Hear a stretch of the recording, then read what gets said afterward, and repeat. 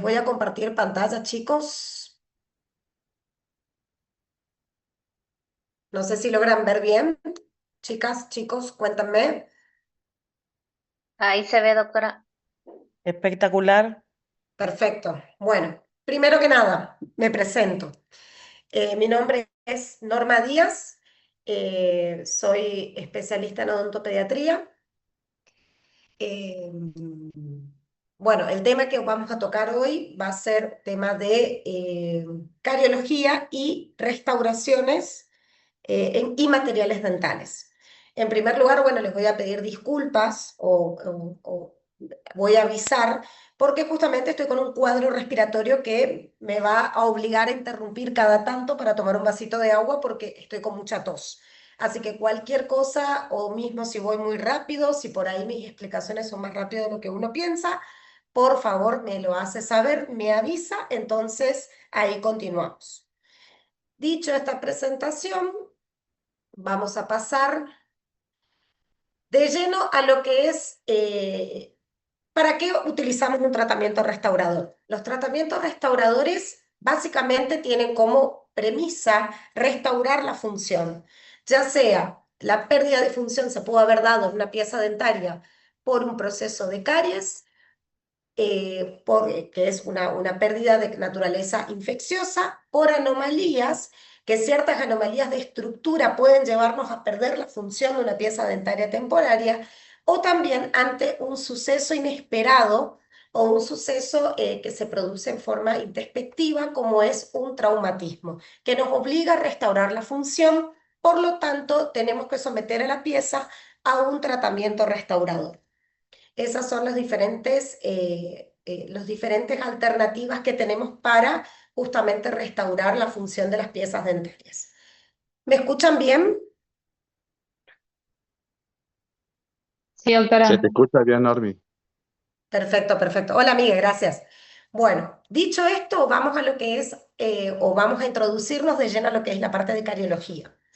La cariología como disciplina estudia, es una disciplina científica que estudia lo que es el desarrollo, diagnóstico, prevención y tratamientos de la caries dental. Se enfoca principalmente en todo lo que tenga que ver la interrelación de los fluidos orales, los depósitos bacterianos y la dieta ingerida, especialmente o haciendo foco en lo que son los carbohidratos fermentables. Además, esta disciplina abarca actualmente conceptos actualizados sobre la evaluación de riesgo y el manejo de las lesiones. Vamos a tener en cuenta que la caries dental, al ser una enfermedad infecciosa, es una enfermedad dinámica que hoy en día sabemos que se produce por un deterioro, o mejor dicho, por un desbalance entre los componentes protectores que posee nuestro huésped, que es nuestra pieza dentaria, nuestro paciente, y todos aquellos procesos externos relacionados con la dieta, relacionados con los hábitos, en donde este desbalance que inicialmente comienza a nivel molecular, se traduce luego como una pérdida o como un desequilibrio tisular, que es lo que vemos en la clínica, ¿sí? La caries dental como enfermedad, si bien es un concepto que seguramente ya lo vienen dando a lo largo de la carrera, eh, básicamente consiste o tiene involucrado distintos tipos de factores. Los fluidos orales, saliva, el fluido del biofilm dental. Vieron que en la historia clínica que utilizamos normalmente con nuestros pacientes, evaluamos lo que es la calidad de saliva. Esta saliva se puede ver afectada por distintas cosas. Podemos tener en cuenta que hay chicos que incluso ingieren cierto tipo de medicación que afecta la producción y la consistencia de esta saliva, haciendo de que justamente este factor protector no se encuentre a disposición para eh, defender ante justamente los distintos microorganismos que se involucran en la caries dental. Que dicho sea de paso, y no lo nombré, ya sabemos que es por la actividad justamente acidúrica del Streptococcus mutans en esencia, ¿sí? Los depósitos bacterianos, el biofilm y sus disbiosis, la dieta, todo lo que tenga que ver con carbohidratos fermentables, especialmente azúcares libres, y epidemiológicamente si bien es una enfermedad con mucha prevalencia y todavía con mucha incidencia, afecta a superficies oclusales en niños, también en proximales, y en adolescentes y jóvenes, y en superficies radiculares en adultos mayores. ¿Estamos bien hasta acá? Sí, profe. Perfecto. Sí, doctora. Súper. Seguimos entonces. Bueno, teniendo en cuenta que, como ya dije anteriormente, es un proceso dinámico. Constantemente se vienen haciendo distintos consensos o actualizaciones entre las diversas personas o entendidas en la disciplina de cariología, en las cuales van llegando a distintos tipos de determinaciones o premisas en cuanto a actualmente lo que implica el diagnóstico, el manejo de la caries y el manejo de la lesión. El diagnóstico es más de lo que siempre repetimos y sabemos y lo tenemos incorporado. Tiene que ver con todos aquellos procedimientos que implican la detección, ya sea de la lesión cariosa. La lesión cariosa es todo aquello que es susceptible o que se puede remover, ¿sí? Puede estar presente o no, la detección de presencia de caries bacterianas, el control patológico de la enfermedad como un proceso patológico, cuando esta no puede ser removida, no es lo mismo una lesión de caries que una enfermedad de caries dental, que más adelante vamos a hablar de eso. El manejo de la caries, que determina lo que es la evaluación, el conocimiento de la integridad de la pieza dentaria y el uso de los parámetros biológicos, como la clínica, los estudios radiográficos, entre otras cosas. Y el manejo de la lesión se refiere a todo lo que tenga que ver con el abordaje de la lesión en primer lugar, y la remoción de la misma cuando ésta sea posible. Entonces, podemos definir o podemos llegar a una determinación de que actualmente el manejo moderno de caries trata de enfocarse o trata de orillarnos a la utilización de técnicas que sean lo menos invasivas posibles, con el fin de darle mayor protección a la estructura dentaria sana. Todas las técnicas conservadoras son necesarias desde que iniciamos el tratamiento con el paciente, por eso ven nuestra insistencia en la clínica, con la historia clínica, con lo que es el plan preventivo básico y el establecimiento del plan de tratamiento hasta darle de alta al paciente. Tenemos que tener en cuenta que estas técnicas conservadoras son necesarias.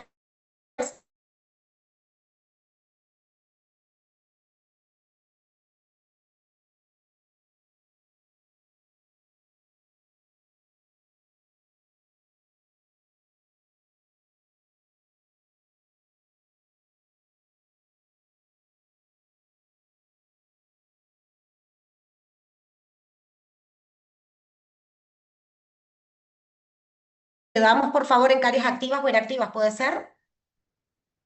Fíjate si estás grabando, porque si se No, cerró no, todo, antes, no llegaste a hablar de eso, Normi. Bueno, Estabas Acordate de grabar. antes, bien. Vamos a grabar y ahí ya retomo la reunión.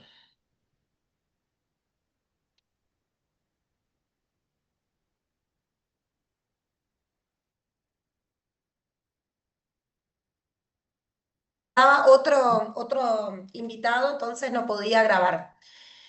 Bueno, continuamos con lo que es el concepto, o mejor dicho, las concepciones actuales con lo que refiere a caries dental. El manejo moderno consiste justamente en la utilización de técnicas menos invasivas. También todo lo que tenga que ver con la interrelación entre los distintos factores de riesgo, las condiciones de la pieza dentaria y que además de todo eso tenga distintos tipos de técnicas conservadoras que se deben tener en cuenta desde la decisión inicial hasta el final de tratamiento que nos tienen que acompañar. ¿Sí? Perfecto. Entonces, teniendo en cuenta dentro de las tantas clasificaciones que existen, lo que nos podemos encontrar hoy en día son con dos tipos de lesiones cariosas, ¿sí? Las lesiones cariosas son aquellas que son susceptibles de remoción. La enfermedad de caries dental, por el contrario, es aquella enfermedad la cual está instalada con sus factores de riesgo y con todo lo demás, pero que ya es la enfermedad una vez instalada. La lesión cariosa es todo lo que es susceptible a remover. Teniendo en cuenta esto, tenemos dos grupos grandes de lesiones cariosas. Ahí está mal escrito, en realidad es lesión cariosa activa y lesión cariosa inactiva, esto acorde a la literatura actualizada con respecto al tema, en las cuales tenemos una lesión de caries activa, que son aquellas cuyas lesiones están en un proceso de desmineralización, es decir, que hay un deterioro o se produce justamente este desbalance que hablábamos al principio de factores protectores y factores de riesgo sumado a una dieta alta en carbohidratos. Se produce este desbalance que se traduce justamente en esto, en un proceso de desmineralización que provoca el deterioro de las piezas dentarias, se pueden encontrar cavitadas, ya sea en la superficie adamantina o también en la dentina. Las caries inactivas son aquellos procesos de caries los cuales han dejado de progresar. Justamente en la literatura se puede ver que algunos autores hasta se animan a llamarlo como una especie de cicatriz de la lesión cariosa, ya que es un proceso de caries activo que por diferentes tipos de causas ha detenido su progreso y por tanto ha quedado y se suele manifestar clínicamente en zonas donde los dientes no han acumulado placa, pueden aparecer como una superficie lisa, de una consistencia dura al examen clínico. No suelen requerir intervenciones quirúrgicas, pero sí un seguimiento con medidas básicas preventivas, ya sea un asesoramiento dietario, la utilización de pastas dentarias floradas en forma ambulatoria o bien topicaciones con flúor en el consultorio. ¿Hasta ahí me siguen? ¿Está todo bien? Sí, doctora. Sí, Perfecto. doctora. Sí, Muy doctora. bien. Tenemos las características desde el punto de vista clínico de ambas lesiones, de la caries activa e inactiva, que podemos encontrar lesiones de superficie blanda o amarillenta en cuanto a apariencia, que generalmente pueden aparecer cubiertas de placa bacteriana. Generalmente estas se encuentran en zonas de estancamiento de placa, llámese en zonas proximales, en fosas y fisuras, muy cercanos al margen gingival y la superficie proximal, incluso debajo del punto de contacto. Generalmente la sensación al tacto es una sensación de remoción mucho más fácil, es una consistencia suave, algunos autores le llaman cremosa también, que sale o que se remueve sin hacer mucho esfuerzo. Cuando estamos ante una lesión que corresponde a una lesión cariosa inactiva, vamos a encontrarnos con una superficie más dura, lisa, brillante, blanquecina, no suele haber placa ni sangrado en el margen gingival, ¿sí? Y generalmente suelen ser lisas y brillantes en sensación al tacto, pueden presentar una leve dificultad en el momento de la remoción. Siempre estamos hablando cuando hablamos de remoción en forma manual, ¿sí? Con cucharillas o excavadores. Seguimos. Vamos a ver que hoy en día, incluso a ustedes le habrá sucedido en la búsqueda de sus pacientes integrales, la aparición o van a encontrarse muchas veces con estos cuadros en niños muy chicos que corresponde a lo que se llama caries de infancia temprana, ¿sí? Es una nueva forma de definir un patrón de enfermedad de caries en niños muy pequeños, los cuales afecta principalmente las piezas dentarias anteriores de la dentición primaria, ¿sí? En tiempos anteriores se la ha denominado como caries de biberón, pero luego, con distintas investigaciones, nuevamente repito que esto es dinámico, entonces actualmente se van haciendo consensos y actualizaciones al respecto. las cuales han asociado que este tipo de caries no solo está asociado al consumo de biberón, no solo con leche o leche de fórmula o soluciones que sean artificiales o azucaradas, sino que también va a ir asociado a la toma de lactancia materna a libre demanda, puede ir asociado también al uso de distintos tipos de aditamentos o biberones o vasos que vengan acompañados de chupones con algún tipo de endulzante que provoquen justamente este contacto continuo con las piezas dentarias, este desbalance y por lo tanto se instale este tipo de enfermedad que es muy destructiva, es dolorosa e incluso afecta la calidad de vida de los niños, muy niños, llevándolo a tener dificultades para comer, para hablar, entre otras cosas. Y ni hablar de los cuadros incluso dolorosos que pueden desencadenar, ¿sí? Muy bien. Teniendo en cuenta los métodos de detección de las lesiones cariosas, vamos a ver de que el diagnóstico se va a llevar a cabo, el diagnóstico clínico, a través de distintos métodos visuales. También se tiene en cuenta la consistencia, como hablamos previamente, de los procesos de caries activa e inactiva, la pigmentación de la misma, lo que es la detección clínica táctil, cuando utilizamos, por ejemplo, excavadores para ver cómo se encuentra el piso, cómo se encuentra el fondo de la lesión, y justamente la dureza del piso que nos va a dar que nos va a dar justamente una cierta pauta para ver a futuro qué tipo de material restaurador nosotros podemos pensar justamente para rehabilitar a nuestro paciente en forma integral. Vemos que incluso en los dientes primarios, los procesos de caries se inician a nivel proximal. A veces tiene que ver mucho con los puntos de contacto que se encuentran muy próximos entre sí, por lo tanto favorece la acumulación de placa, y así se producen esas lesiones cariosas a nivel de los contactos interproximales que suelen ser incluso a veces difícil de abordar, pero es muy común en la dentición primaria. Previo a todo esto, hay que tener en cuenta que antes, cuando se enseñaba cariología en el currículum de muchas universidades, también se tenía en cuenta lo que era la detección de caries utilizando métodos colorimétricos.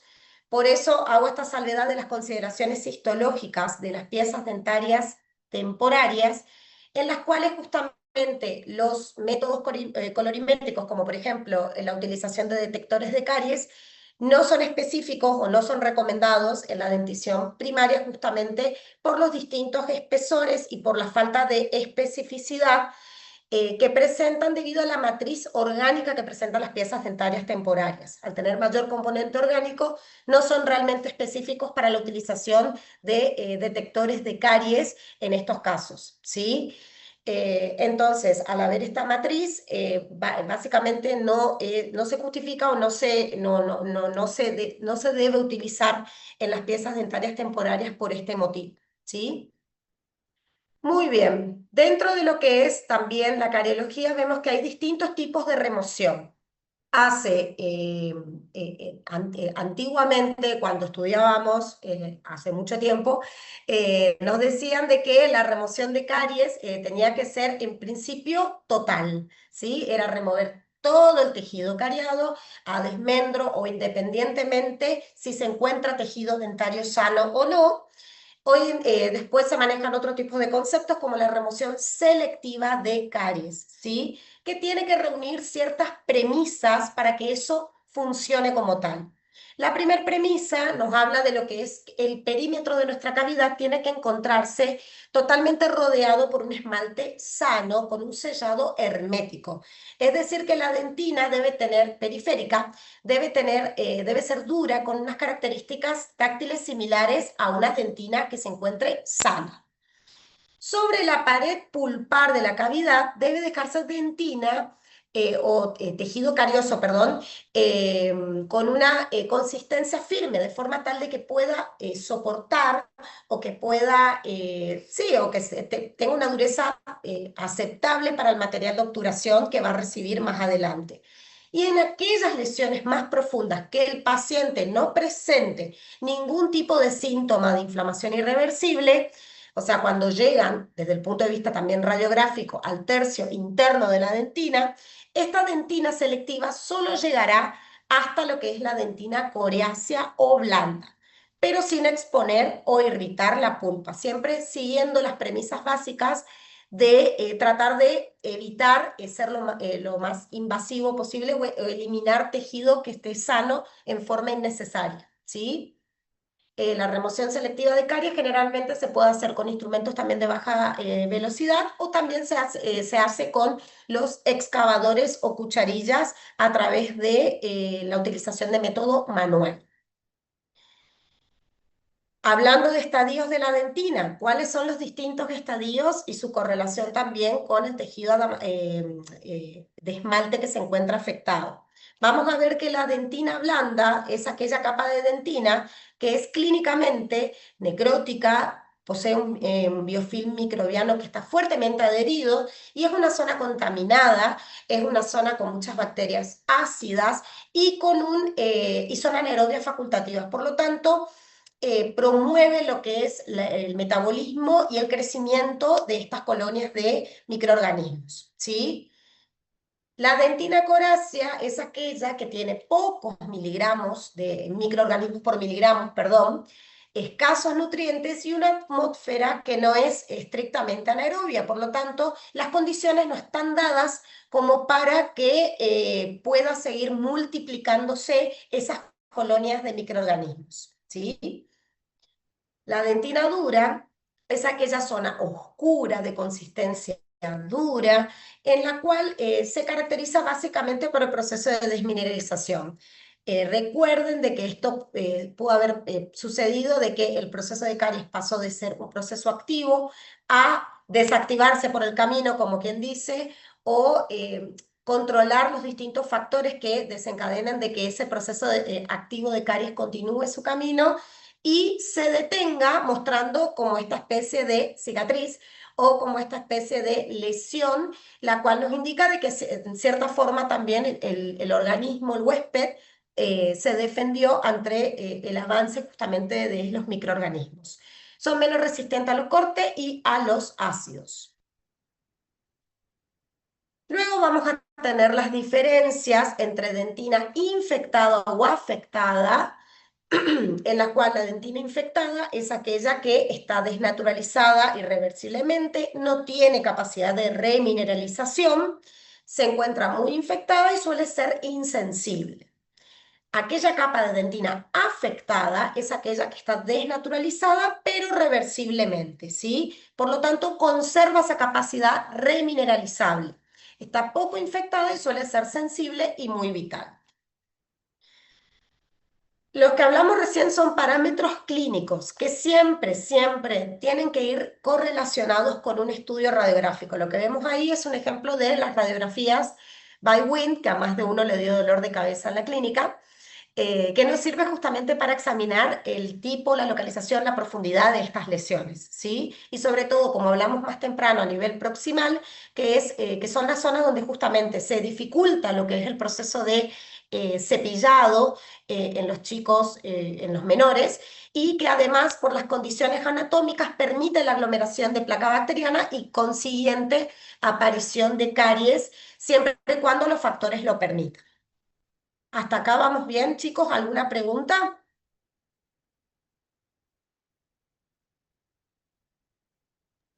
Bien, profe.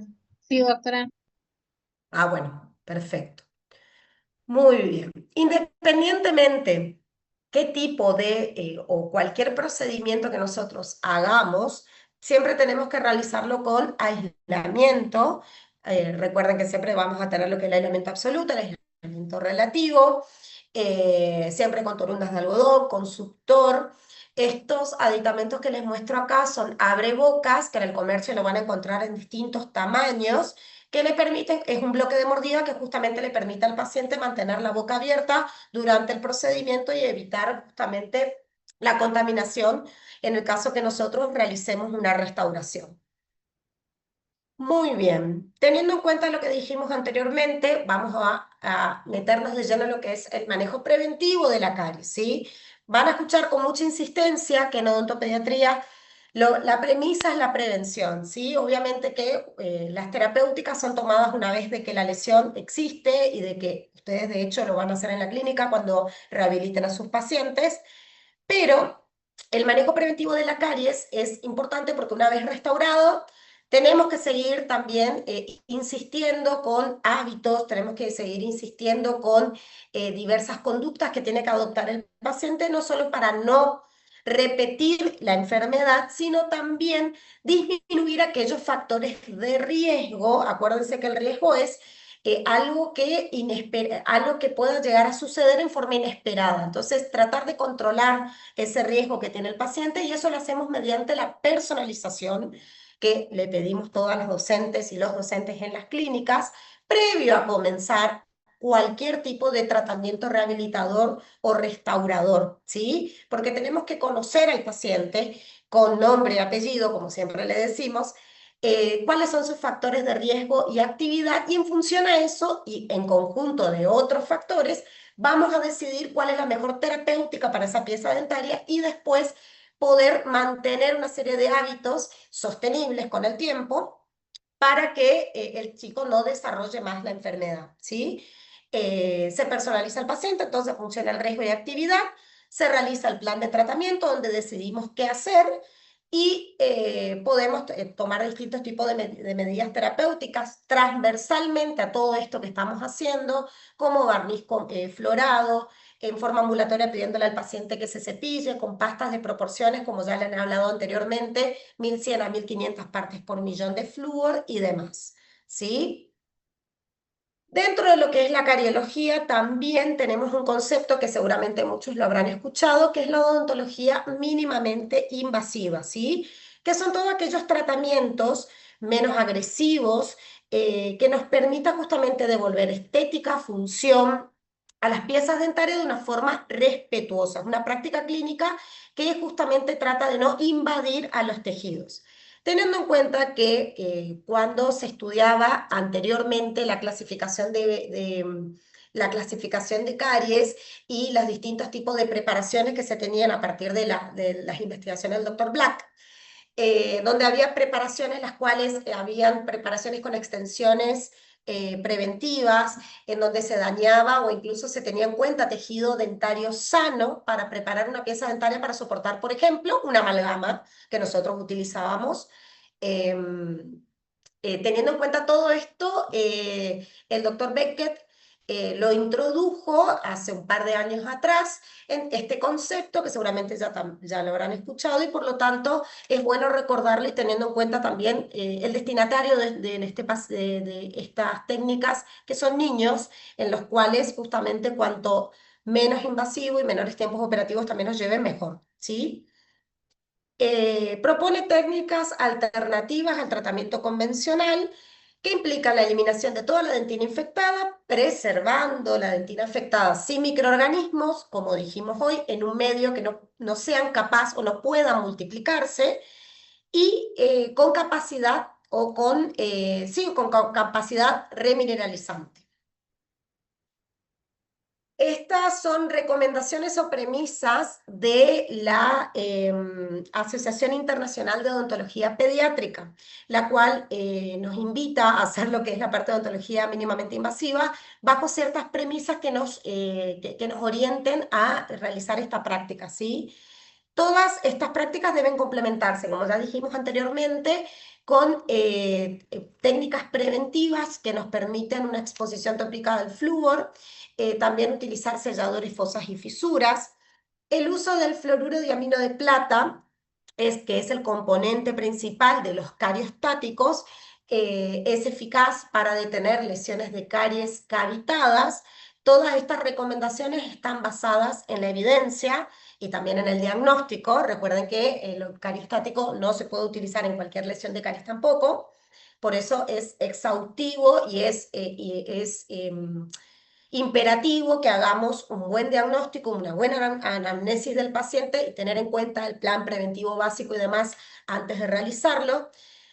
Los enfoques mínimamente invasivos, como los métodos de infiltración, son eficaces para el tratamiento de caries dentinarias proximales no cavitadas, y cuando sean necesarias, las intervenciones quirúrgicas deben hacer énfasis en diseño de cavidades mínimas.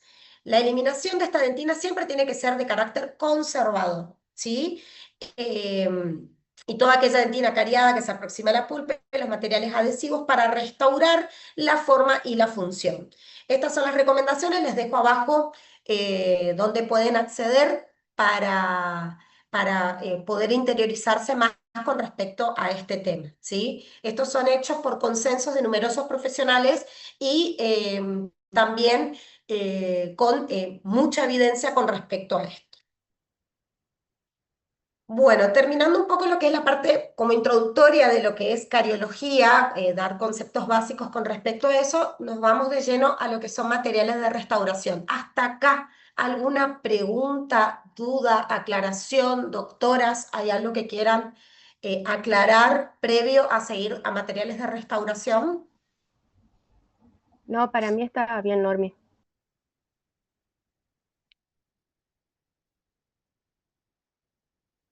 Bueno, seguimos, continuamos entonces.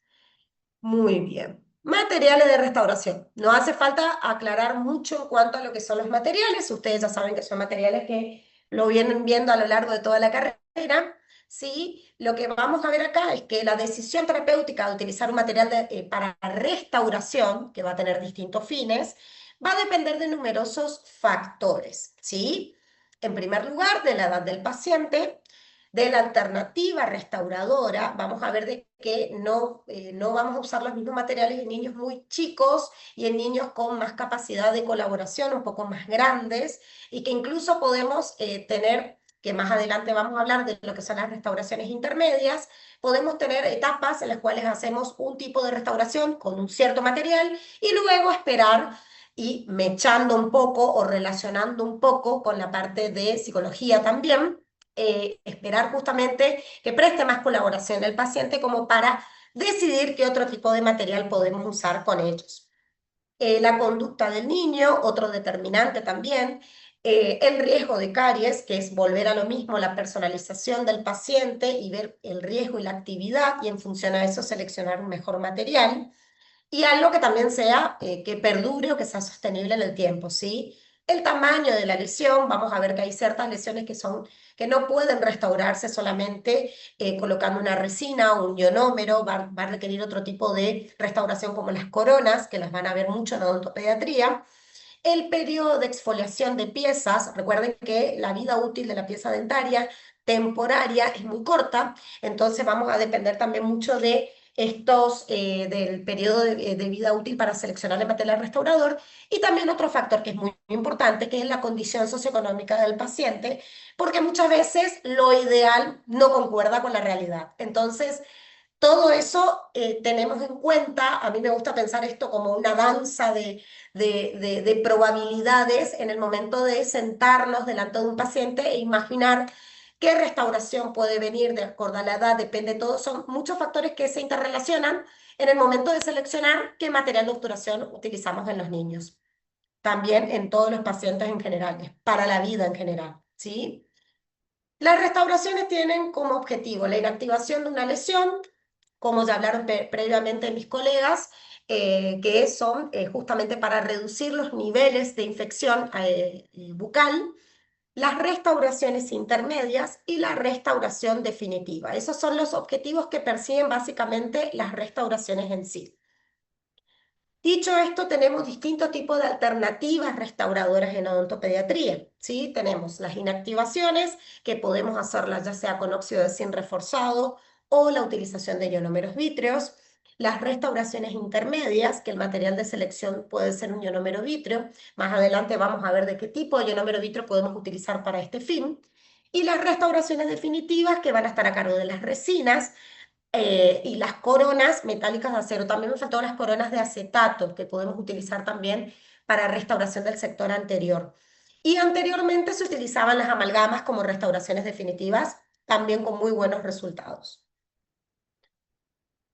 Muy bien.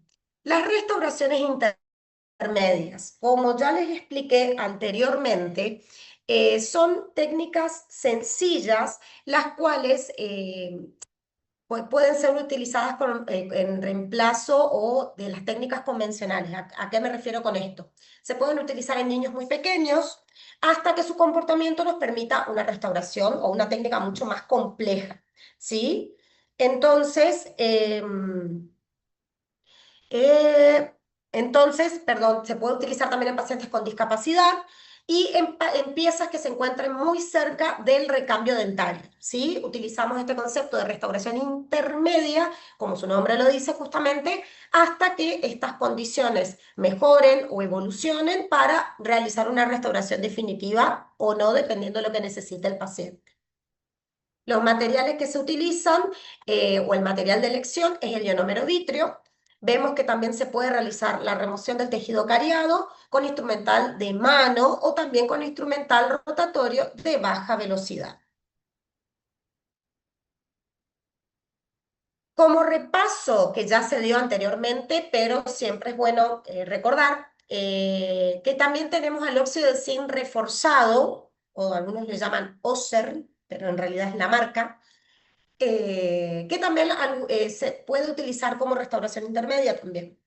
Es un cemento dental, ya sabemos que es considerado un protector pulpo-dentinario, reúne ciertas cualidades que permiten aislar a la pulpa, que queda expuesto luego de la preparación de alguna cavidad. Tiene numerosos usos. Vamos a ver de que, según la Asociación Dental Americana, se la puede clasificar acorde a su intención en 4 tipos principales. En tipo 1 de cementación temporal, acá vemos todas las presentaciones que responden a este tipo 1.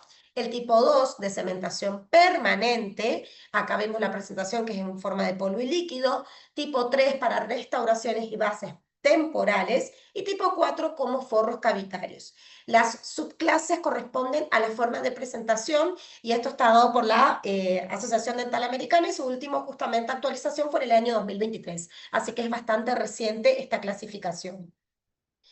Vamos a ver de que, independientemente de cuál usemos, tenemos que el cemento el reforzado que solemos usar en la clínica, está compuesto por un polvo y por un líquido. El polvo contiene óxido de zinc, polimetacrilato de metilo, acetato de zinc y el líquido está compuesto por el eugenol, que es un derivado del aceite de clavo de olor.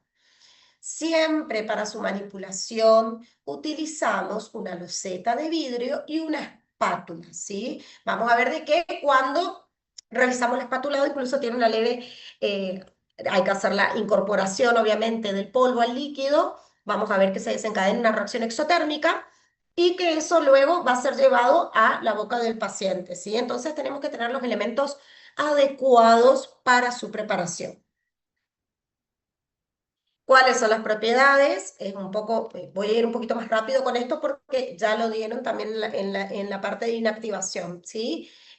Obviamente el eugenol le proporciona cualidades de sedante y analgésico, paliativas, es muy versátil y tiene un pH relativamente neutro, teniendo incluso una tendencia a la leve alcalinidad.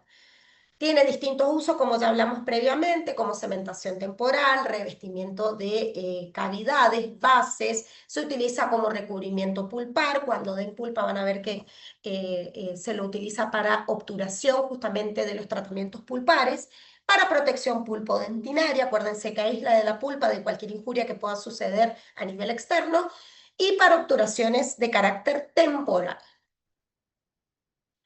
Bueno, las ventajas que tiene su uso, que tiene actividad antibacteriana, promueve la cicatrización rápida y el eugenol presenta a nivel de desventajas, puede llegar a interferir si se utiliza como base de resinas, por lo que no se recomienda su combinación, el uso de ambos.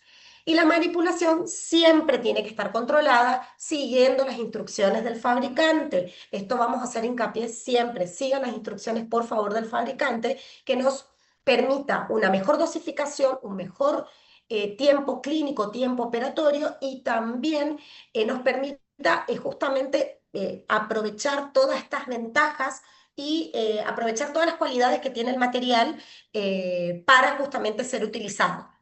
¿Se También nos puede reduce, preparar en el vaso DAPEN, doctora? pero por favor, por eso la aclaración de la loseta de vidrio y la espátula de metal. Sí, sí, sí, sí.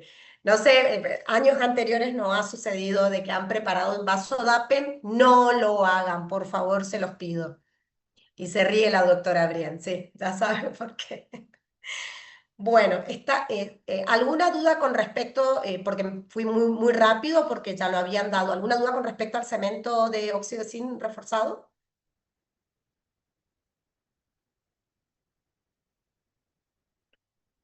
¿No? Bueno. No, Seguimos entonces. Ionómero vítreo, nuestro caballito de batalla, un material que utilizamos mucho en odontopediatría, tenemos distintos tipos de presentaciones. Vamos a ver de qué es un material que fue introducido en la época del 70 y justamente aparece con cualidades como la adhesión química a los tejidos dentales, la liberación de flúor y la biocompatibilidad, ¿sí? Lo cual hace un material de elección para procedimientos mínimamente invasivos también en pacientes pediátricos, ¿sí? Hay distintos tipos de presentaciones, vamos a ver que van a cambiar incluso su coloración, acorde si son de autocurado, de fotocurado, ¿sí? Si están compuestos con resina o no, como por ejemplo el vitrebón y demás. ¿Cuáles son las propiedades de este ionómero vítreo? Son materiales que presentan una muy buena adhesión química, se unen directamente al esmalte dentina mediante puentes de hidrógeno e intercambio iónico, por lo cual no necesitan grabado ácido. La liberación prolongada de flúor. Hay una capacidad cariostática que está demostrada en la literatura, en donde hay una liberación inicial de 100 a 200 partes por millón en las primeras 24 horas de aplicado y una liberación sostenida durante años. Por lo tanto, es un excelente material para ser utilizado en odontopediatría. La biocompatibilidad, tenemos en cuenta de que tiene un pH inicial ácido, recuerden que su composición tiene un componente ácido, por lo tanto, puede tener un pH inicial ácido que luego es neutralizado sin producir ningún tipo de daño pulpar, ¿sí? Sobre todo en cavidades que son profundas. Vamos a ver que es biocompatible, tiene un coeficiente de expansión térmica similar a la pieza dentaria, por lo que reduce la posibilidad de microfiltraciones y es de fácil manipulación. Por lo tanto, es un buen material de selección en restauraciones. ¿Cuándo está indicado? Está indicado en restauraciones temporarias, en la técnica traumática. Vamos a hablar más adelante de lo que es la técnica atraumática, en qué consiste. Cavidades clase 1, clase 2, pequeñas, clase 3 y clase 5, y en pacientes con alto riesgo de caries. Estas son las indicaciones del cemento de ionómero vítreo. ¿Cuáles son las aplicaciones clínicas? Como ya hablamos anteriormente, está indicado en restauraciones temporarias y también en lesiones de naturaleza que no sean infecciosas o no cariosas, eh, perdón, como abrasión y erosión también son utilizados para revertir estos cuadros.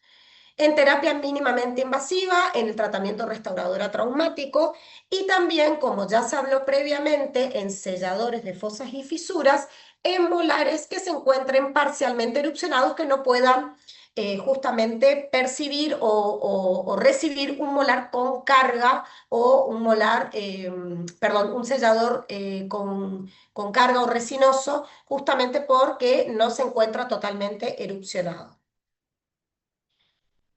Otra aplicación clínica es como cementado. Vamos a ver de que en la clínica utilizamos el de restauración y también usamos el de cementado. El de cementado para bandas, la cementación de bandas para los mantenedores de espacio, las bandas sin tubo, para la cementación de estos mantenedores de espacio, para la cementación de las coronas de acero. ¿Por qué la insistencia de esto? Porque después quieren cementar corona de acero con fosfato de zinc y no. Nosotros le recomendamos, les decimos que utilicen un cemento de ionómero vítreo justamente de cementación, porque además de todas sus cualidades, no solo eso, sino que también libera flúor. Como material de obturación vamos a ver que tenemos los convencionales y los modificados con resina, que generalmente fueron creados con el objetivo de tener un material de mejor estética, ¿sí? Vamos a ver de que los convencionales se utilizan como restauración provisional o intermedia, como hablamos anteriormente, o también como restauración definitiva en aquellas piezas dentarias próximas a la exfoliación. Otra cosa que también decimos que si utilizan un buen cemento de ionómero vítreo de restauración, incluso puede actuar como una restauración definitiva sin necesidad de pasar a una resina, ¿sí? Los ionómeros modificados con resina tenemos que en cuenta que en restauraciones estrechas, profundas o con poca accesibilidad a la luz de polimerización, los ionómeros modificados con resina pueden asegurar una buena polimerización del material porque poseen un sistema de triple fraguado.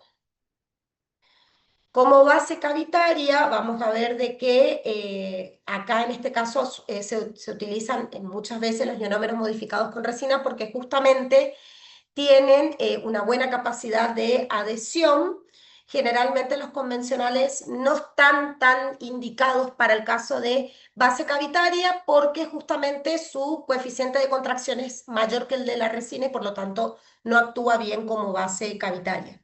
Y puede dar lugar a la microfiltración, ¿sí? En este caso, como base cavitaria, es recomendado aquellos que son modificados con resina. Como material de cementado, como hablamos anteriormente, el cementado de bandas también se utiliza para cementado de incrustaciones, bandas de ortodoncia, bandas para mantenedores, coronas de acero, coronas metálicas. Entonces se lo utiliza, a ver si acá tengo, no, se lo utiliza para este fin. Las distintos tipos de presentaciones van a ver que existen presentaciones en el mercado a nivel de polvo líquido para mezclado manual, cápsulas para vibrado mecánico que podemos encontrar también en el comercio y sistemas pasta-pasta como por ejemplo el Fujisem que viene en la presentación pasta-pasta. Polvo líquido entonces, cápsulas y pasta-pasta son las presentaciones que encontramos en el mercado para el cemento ionómero vítreo. Los cementos modificados con resinas, como ya hablamos anteriormente, son menos solubles, son menos sensibles a la humedad, son fotopolimerizables, por lo tanto quizás el tiempo de trabajo es un poco más corto que los convencionales o de auto, permite el pulido en una sola sesión y tienen una buena estabilidad dimensional. Y esto como recordatorio importante que la manipulación del ionómero siempre, siempre, siempre debe seguir las indicaciones del fabricante. Nuevamente, para aprovechar todas las cualidades y las bondades que ya vimos anteriormente, la correcta dosificación no solo reduce el tiempo de trabajo, lo hace más fácil para ustedes, para el chico, y además se obtienen restauraciones mucho más satisfactorias teniendo en cuenta una correcta dosificación y manipulación del mismo, ¿sí? ¿Alguna duda con respecto a el ionómero vítreo antes de pasar para qué se lo utiliza?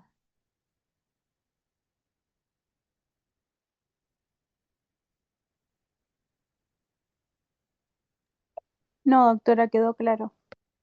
¿Quedó claro? Por las dudas, háblenme, díganme si hablo rápido, es un problema que tengo desde siempre.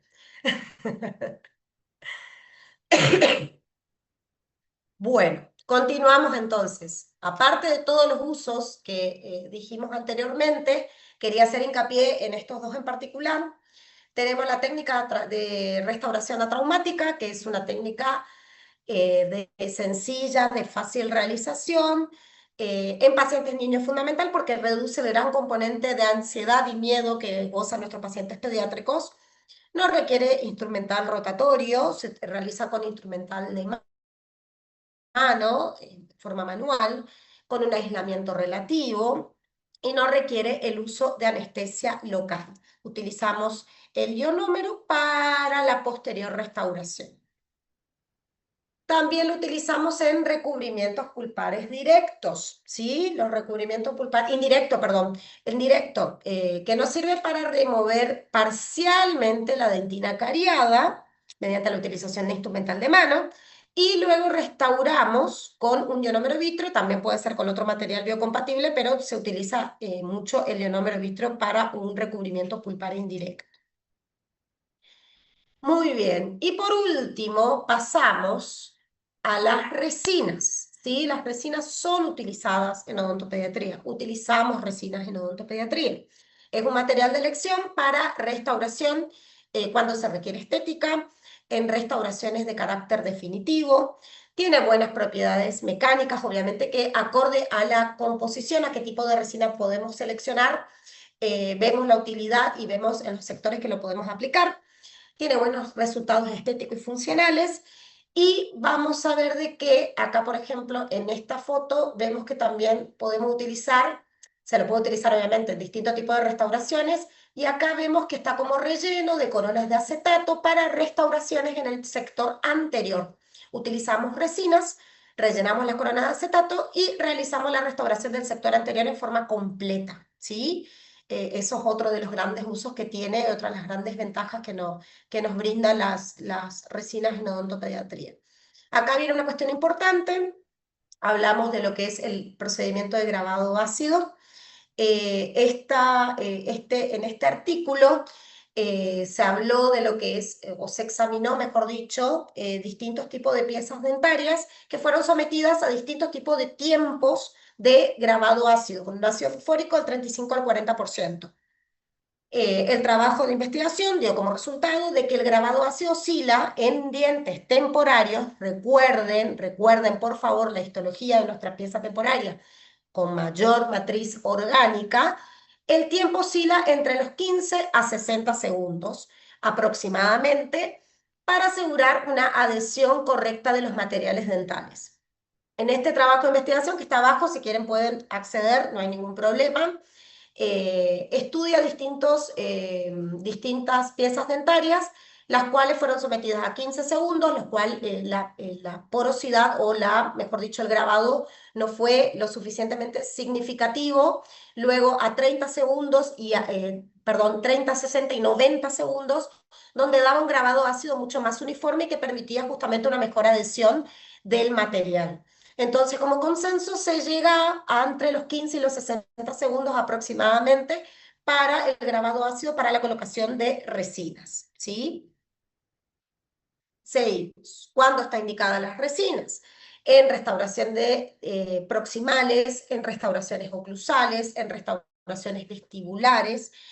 Puede ser utilizado en dientes deciduos, en dientes permanentes jóvenes también, en procedimientos restauradores temporales de caries o también de traumatismos, ¿sí? Nos brinda numerosas ventajas el uso de resinas, ¿sí? Una buena estética, una adhesión conservadora, un pulido y acabado, ¿sí? Una buena flexibilidad y resistencia, tiene unas características mecánicas similares al diente natural, lo cual lo protege al diente de eventuales fracturas. Es muy versátil, se puede usar en anteriores y posteriores. Existen incluso ciertas resinas, las cuales son resinas pediátricas, no sé si actualmente están entrando al país, pero en su momento entraron, que eran translúcidas, por lo tanto imitaban muy bien el esmalte de las piezas dentarias temporarias y eran de elección justamente para restauraciones, sobre todo anteriores. Presenta una adhesión conservadora y buenas propiedades de pulido y acabado. Entonces, al tener esa superficie lisa, evita lo que es la acumulación de placa bacteriana. También presenta desventajas, la durabilidad limitada, algunas pueden durar de 7 a 10 años, obviamente estamos hablando de dientes deciduos, pero también podemos hablar en permanentes jóvenes que pueden estirar un poco más el tiempo de duración. Son sensibles a la humedad, la técnica es sensible, por lo tanto puede ser un poco tediosa en la utilización, sobre todo en niños. Ya empiezan a tratar niños, saben que los tiempos operatorios son mucho más cortos, la saliva es mayor, entonces muchas veces eso puede llegar a dificultar un poco lo que es la técnica o los pasos operativos para una colocación de una resina. Y algunas pérdidas se puede dar también la técnica sensible. También otro factor en desventaja es el costo. Obviamente no se va a comparar el costo de una resina con otro tipo de material y con el tiempo algunas pueden perder el brillo. Bueno, llegando casi al final, nuevamente yo creo que es fundamental tener en cuenta distintos tipos de factores en el momento de decidir el tratamiento restaurador.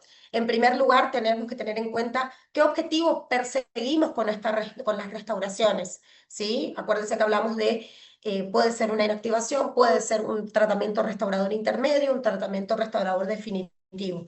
Eso no solo tampoco nos va a dar el tipo de material, sino también el riesgo y actividad de caries, la edad, la colaboración del paciente, las ventajas y desventajas de la técnica a aplicar. Tengan en cuenta que si tenemos un niño muy chico, no podemos utilizar una resina, dado a la sensibilidad de la técnica, por lo tanto no vamos a poder utilizarla. El costo del tratamiento, la condición socioeconómica, también lo que tenga que ver con la profundidad de la lesión, entre otros asuntos.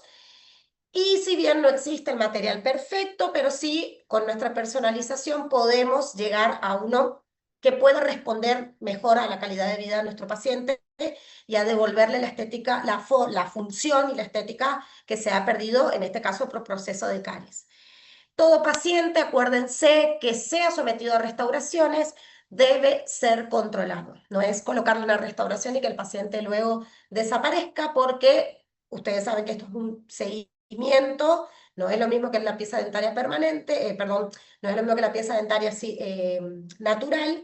Entonces, teniendo en cuenta todos los factores de riesgo y demás, debemos hacerle un seguimiento a nuestro paciente una vez colocadas las restauraciones para asegurarnos el éxito. Así que bueno, chicos, estoy abierta a las preguntas que surjan, dudas.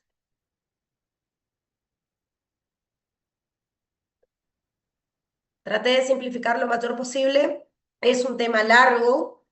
Normi, se entendió perfecto. Una sola salvedad. Señora. Dentro de materiales de restauración, como bien lo dijo la doctora recién, la doctora Norma, en niños se utiliza mucho todo lo que es coronas. Ya se verá en función de lo largo que es este tema. Ella lo habló muy bien a todo lo que es materiales de restauración, ionómeros, resinas, todo lo que es cariología es un tema muy largo. La parte de coronas, que también es un capítulo inmenso en odontopediatría, ella lo nombró. Esto siempre se daba como dos teóricos, pero ya se verá oportunamente cómo se dará el tema de coronas. Pero para que sepan, coronas dentro de su programación y en el momento en que ustedes vayan a rendir final, entra como material de restauración. La doctora lo nombró y lo nombró muchas veces. Después se verá cómo lo hacen, cómo se le va a dar el tema aparte.